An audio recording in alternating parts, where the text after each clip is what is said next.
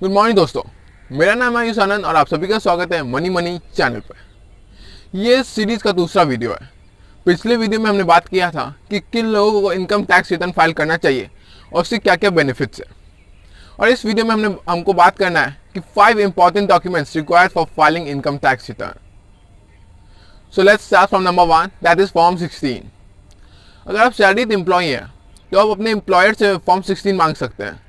उसमें बेसिकली रहता है कि आपके एम्प्लॉयर ने कितना आपका TDS काटा है वो उसमें रहता है। और फॉर्म 16 कुछ ऐसा दिखता है।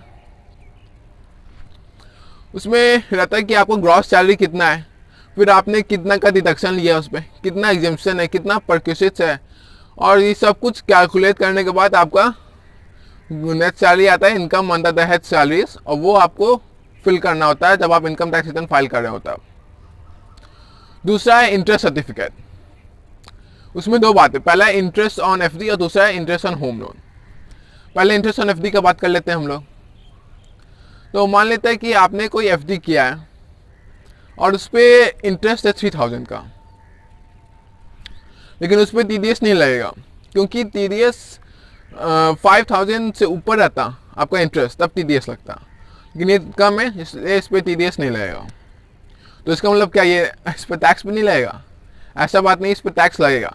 तो ये 3000 जो है आप इसको अपने इनकम टैक्स के बाद ऐड कर सकते हैं इसमें।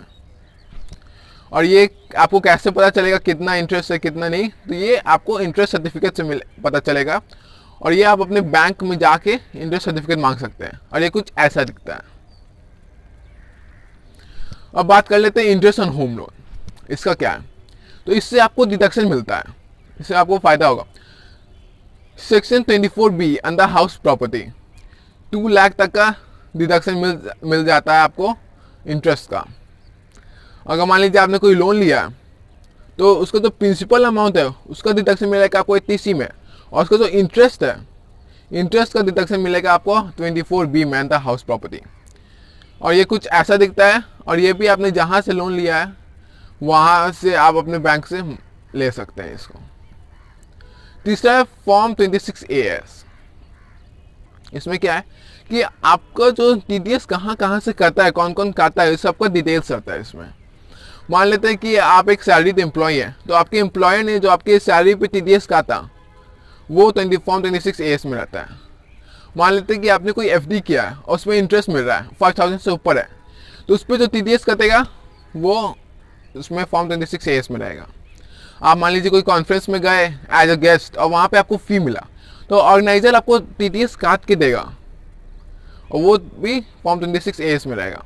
मान लीजिए आपने एडवांस टैक्स पे किया, सेल्फ असेसमेंट टैक्स पे किया, वो सब कुछ फॉर्म 26AS में रहेगा। और फिर वो कुछ ऐसा दिखता है। और चौथा है कॉन्ट्रैक्ट नोट। ये बेसिकली इसमें कैपिटल गेन्स रहता है, कि आपने बाई करके और सेल करके कितने बाई और सेल की जो शेयर्स थे उससे कितने गेन हुए, वो सब कुछ इसमें रहता है।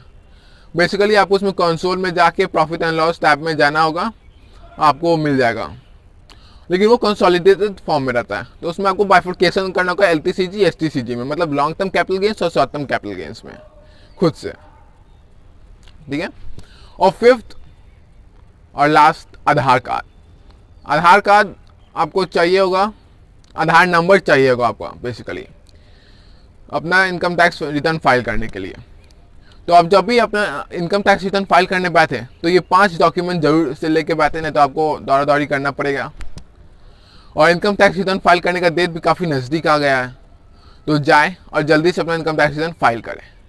और आपको ये वीडियो पसंद आया तो प्लीज़ इसे लाइक, शेयर और सब्सक्राइब करना ना भूलें। और अब आप हमको इंस्टाग्राम पर भी फॉलो कर सकते हैं, लिंक डिस्क्रिप्शन में। Thank you and bye bye.